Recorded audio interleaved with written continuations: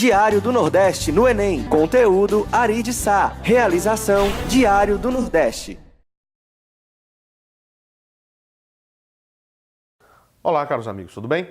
Eu sou o professor Bruno Maia e estamos aqui para bater um papo sobre linguagens e códigos com 3 questões selecionadas aí para você que está acompanhando pelo nosso fascículo dessa parceria maravilhosa do Colégio Ari de Sá com o Diário do Nordeste, ok? Vamos começar com a questão de número 1, que tem um poema que possui uma disposição um pouco estranha, que diz o seguinte: átomo divisível, montanha móvel, certeza volúvel, mundo delével, aço inoxidável. Você percebe que os versos estão ondulados, ou seja, ele foge do padrão convencional de um poema tradicional. E aí ele diz o seguinte: observando os recursos expressivos do poema de Arnaldo Antunes, podemos perceber que item A, flexibilidade das palavras que compõem o verso traduz a maleabilidade das ideias, ou seja, ele está dizendo que as palavras se encontram de forma flexível, ou seja, ondulada, está correto. E isso traduz a maleabilidade das ideias do poema. Se você prestar atenção no poema, ele fala sobre montanha móvel, certeza volúvel, mundo delével, ou seja, coisas que sofrem mutações, coisas que se alteram com o passar do tempo, com o passar dos anos, enfim. Então essa flexibilidade do poema reflete exatamente a flexibilidade, a volubilidade das ideias que ele mesmo procura representar, tanto na sua essência quanto na sua forma, tornando já de cara aí o item A de Ari de Sá a nossa resposta, ok? Vamos para a questão de número 3 do nosso fascículo, uma questão que envolve uma tirinha intitulada Malvados, né? Palestra sobre os novos tempos, de André Dahmer, que diz o seguinte: há um momento terrível do dia quando vocês são obrigados a pensarem nas coisas que realmente importam. Aí alguém interroga: quando isso acontece? Quando a bateria do telefone acaba. Ou seja, ele faz uma brincadeira com essa ideia de que as coisas só importam quando a gente sai desse universo virtual, esse universo eletrônico, esse universo digital.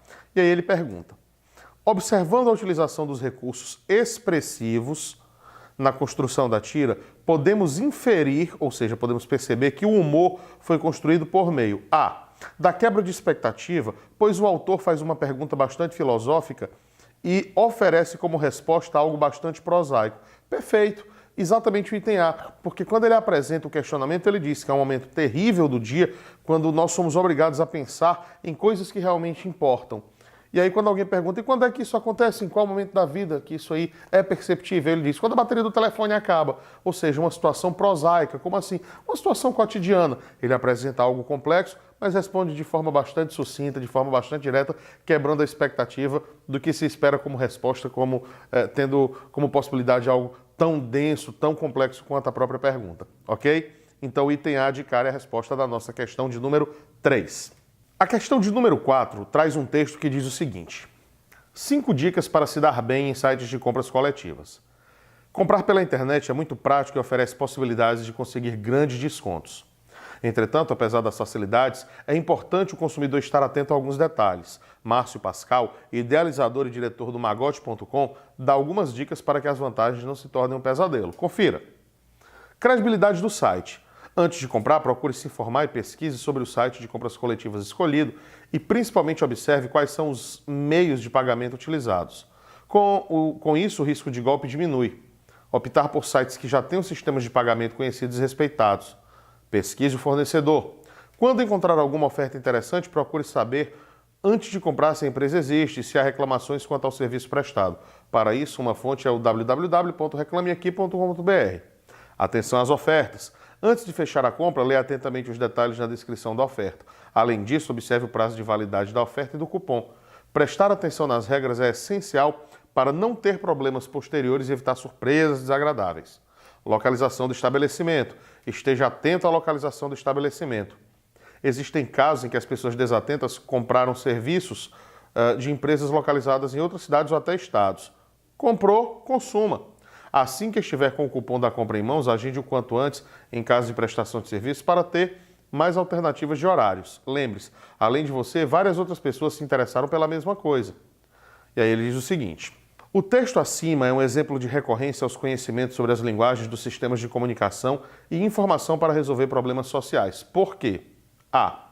Exemplifique e explica o novo serviço de compras pela web. Ora, Quando ele fala do comando da questão sobre esse conhecimento acerca desse sistema de comunicação, na verdade ele trabalha muito mais com uma questão relacionada a uma espécie de advertência ao leitor, para que ele tome certos cuidados, tanto é que ele usa o imperativo verbal, ele usa a segunda pessoa, ou seja, ele se dirige ao leitor de modo que ele possa instruir o leitor acerca de comportamentos adequados nas compras online. Então o item A restringe apenas a uma exemplificação de um novo serviço, coisa que também não é verdade porque o serviço de compras pela internet já tem um tempinho. B. Procure esclarecer os leitores a respeito dos perigos da clonagem de cheques. Isso aí talvez esteja relacionado ao tema do texto, mas de uma forma muito específica. O texto ele abrange outros elementos, ele vai além de algo tão específico. C. Apresenta uma lista de endereços de sites de compras coletivas confiáveis. Na verdade, ele cita um ou outro, não uma lista, como ele apresentou de forma bastante extrapolada. D. Adverte os leitores sobre os riscos de compras em sites de compras coletivas. Está aí. A gente falou em advertência, a gente falou em instrução, então o item D de cara já é a nossa resposta para a questão de número 4. Olá, amigos. Estamos aqui para tecer comentários em torno aí das questões que estão colocadas no diário, ok? Vamos aqui para a questão de número 15. Vamos ler primeiramente o texto, tirar as informações e depois fazermos as devidas inferências, para logo em seguida vermos o que a questão tem a nos oferecer, ok? Então vamos ao texto. Los restaurantes de los agachados, la otra cara del boom gastronómico de Perú.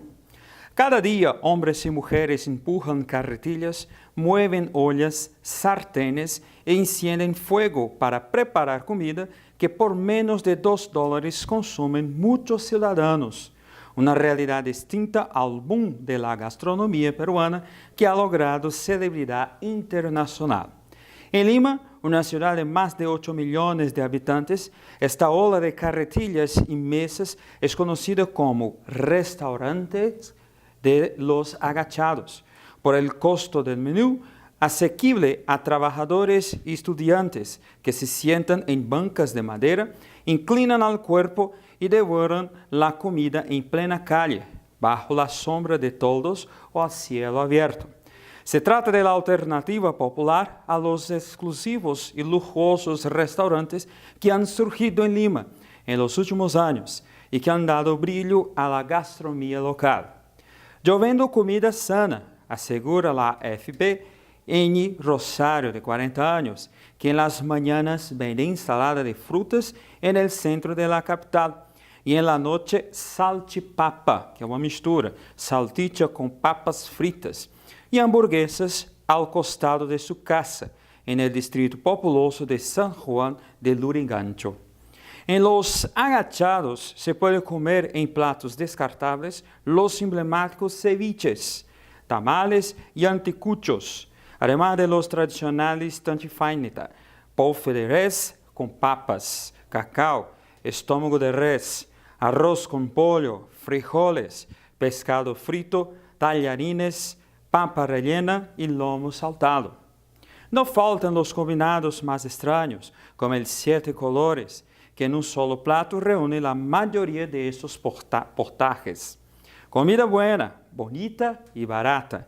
Mi comida tiene las 3B, buena, bonita y barata, dice María Pérez, que se instala desde la mañana hasta la noche en la calle al costado de la céntrica galería comercial Polvos Azules. Então, queridos alunos, estamos aqui diante de um texto que nos oferece a informação de que nós temos aqui uma moda, tá? Uma moda aí chegando justamente na forma de comer. Tá? As pessoas elas acabam se agachando, né? Elas acabam entortando a sua coluna e aí começam a comer, né? Esses pratos típicos que nós temos aqui justamente, né? Sendo oferecidos pelo restaurante. Então vamos aí à questão. Segundo o texto, os restaurantes de los agachados, tá? Item A, vem competir em ousadia com os restaurantes famosos e tradicionais do local, né, esse item acaba sendo falso. Por quê? Porque as informações ditas pelo texto não nos confere a ideia de que há uma competição, tá? E mesmo que houvesse, a palavra que está tornando esse item falso é justamente a ousadia, né? Não existe uma ousadia, foi justamente uma tendência natural que acabou fazendo com que os donos, né, desses estabelecimentos fizessem aí o seu lucro em torno aí da nova ideia, que é justamente comer agachado, ok? Então o item A é um item falso. Vamos aqui para o item B.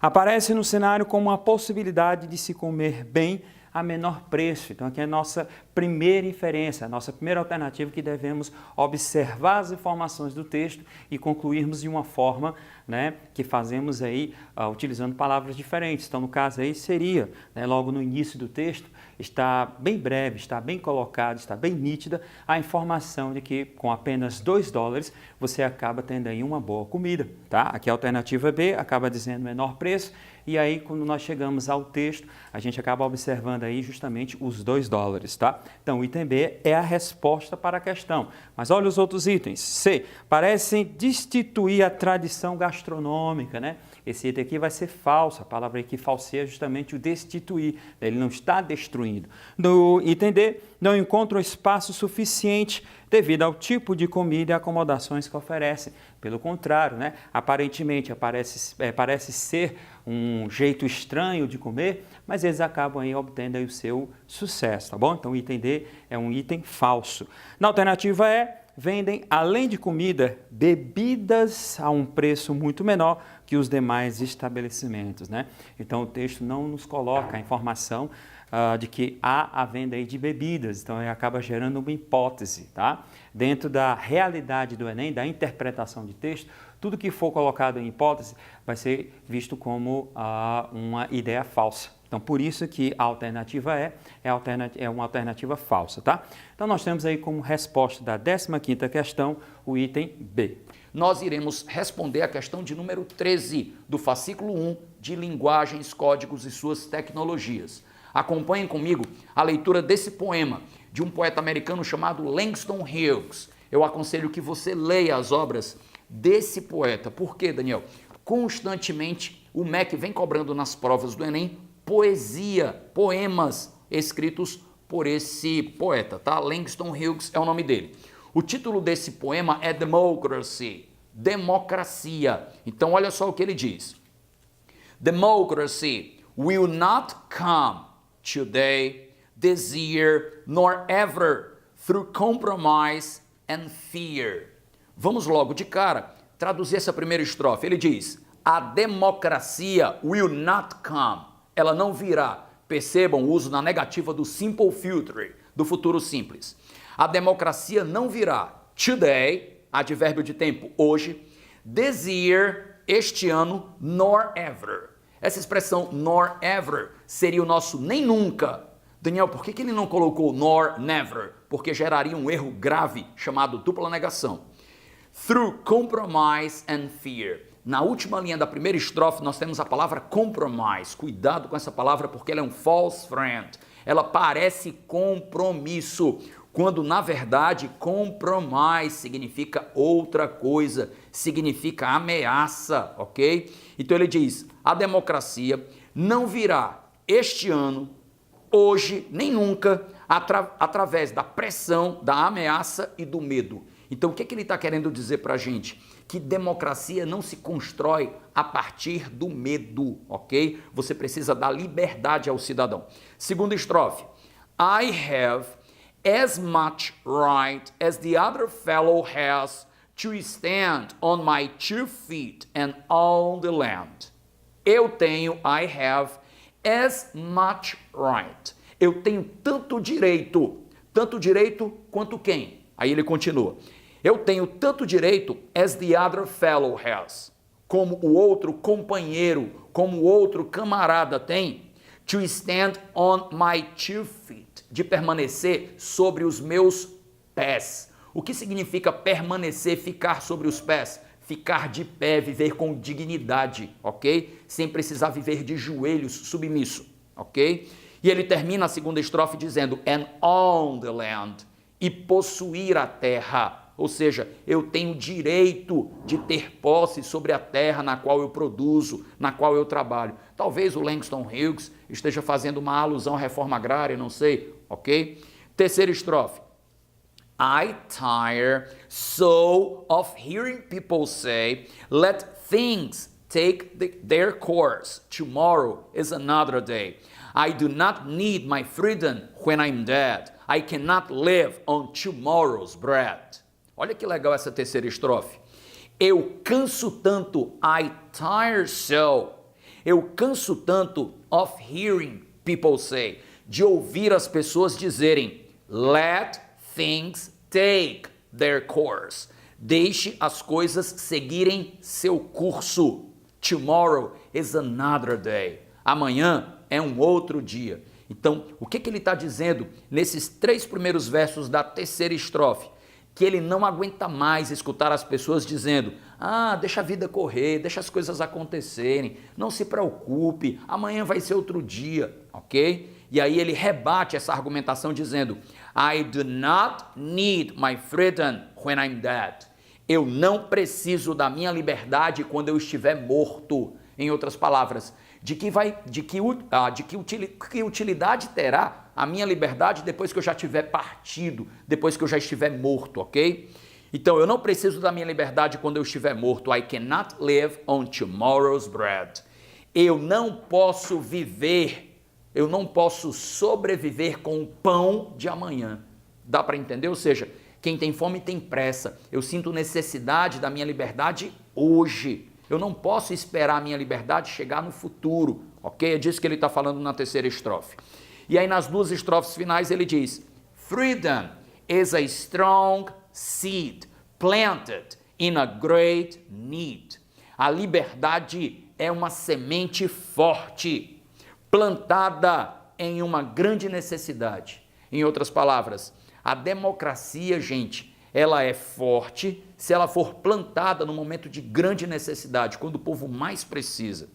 E aí ele conclui o poema dizendo, I live here too, I want freedom, just as you.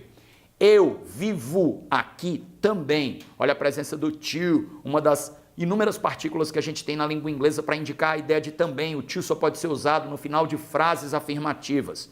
E ele conclui o poema dizendo, eu vivo aqui também, eu quero a liberdade, I want freedom, just as you, assim como você. Em outras palavras, do mesmo modo que você anseia, que você deseja a liberdade, eu também desejo, porque eu também habito essa terra, eu também vivo aqui, ok? Com base nisso, vamos tentar responder a questão que nos foi dada, tá? Sobre esse poema, uma questão de H8. Ele diz, Langston Hughes nasceu no estado americano do Missouri e é escritor, poeta e dramaturgo de um famoso movimento modernista norte-americano. Com base no poema que nós acabamos de ler, a gente pode afirmar que Hughes, item A, reconhece que o compromisso e o medo são poderosos agentes catalisadores de revoluções de caráter democrático. Compromisso não, é uma tentativa de induzir você ao erro. Lembrem-se, na língua inglesa existem falsos cognatos, aquelas palavras que parecem, mas não são. Talvez um dos exemplos mais conhecidos seja parents. Parents, a grafia da palavra sugere a ideia de parentes, quando na verdade eu uso a palavra parents para fazer referência ao meu pai e à minha mãe, my parents, ok? Então, da mesma forma, compromise também se enquadra nesse mesmo perfil, é um falso cognato. Então, a resposta A está descartada por causa da presença da tradução literal da palavra compromise como compromisso. B, elogia as pessoas que defendem a necessidade de permitir que a vida transcorra dentro de seu próprio fluxo natural. Lembram quando ele fez uma crítica a isso? Quando ele disse, eu estou cansado de ouvir as pessoas dizerem, deixa a vida seguir seu curso, amanhã será um outro dia. Ele não aceita essa argumentação, ele é contrário a ela. Então o item B também está descartado. Letra C, ressalta a necessidade de buscar a liberdade no presente, não transferindo a esperança de ser livre para o amanhã. Vejamos exatamente aonde a gente pode encontrar esse trecho no poema. Notem os 2 últimos versos da terceira estrofe. I do not need my freedom when I'm dead. Eu não preciso da minha liberdade quando eu estiver morto. I cannot live on tomorrow's bread. Eu não posso sobreviver com o pão que eu só vou receber amanhã, ok? Então, se a gente parar para pensar, a letra C, ela sintetiza uma das ideias veiculadas no poema do Langston Hughes. Vamos só eliminar as outras duas alternativas. Dedidado. Defende que o direito de propriedade é legítimo para algumas pessoas, mas absolutamente ilegítimo para outras. Ele não faz nenhuma referência ao direito de propriedade. O mais próximo que ele se aproxima disso é quando ele sugere, talvez, uma ideia de reforma agrária, dizendo: eu também tenho o direito de possuir a terra. E o item apoia aqueles que pregam a possibilidade de existir democracia em uma situação de desigualdade social. Não, ele diz que o equilíbrio social é fundamental para que possa existir a democracia. Então, só deixando bem claro, questão de número 13, a questão de H8, que nós acabamos de responder do fascículo 1, a resposta correta é a letra C. Eu espero que com essa breve explanação sobre as 4 habilidades cobradas pelo MEC na prova do Enem e o exercício através da resolução dessa questão, possa ter dado a você uma boa base de como a prova do Enem será, sempre construída em torno de competências e habilidades. Eu me despeço com a certeza de que em breve eu terei a possibilidade de comemorar junto com você a sua aprovação para uma das inúmeras universidades federais. Um abraço. Diário do Nordeste no Enem. Conteúdo Ari de Sá. Realização Diário do Nordeste.